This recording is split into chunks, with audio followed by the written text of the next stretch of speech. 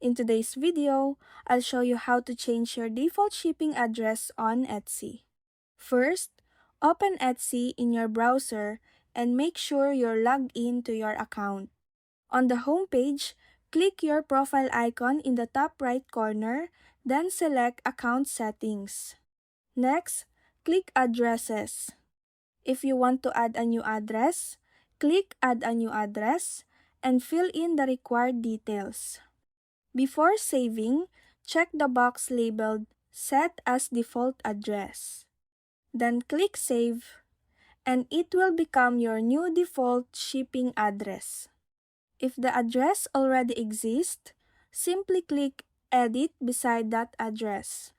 Check the Set as Default Address box, then click Save. And that's it! That's how you change your default shipping address on Etsy.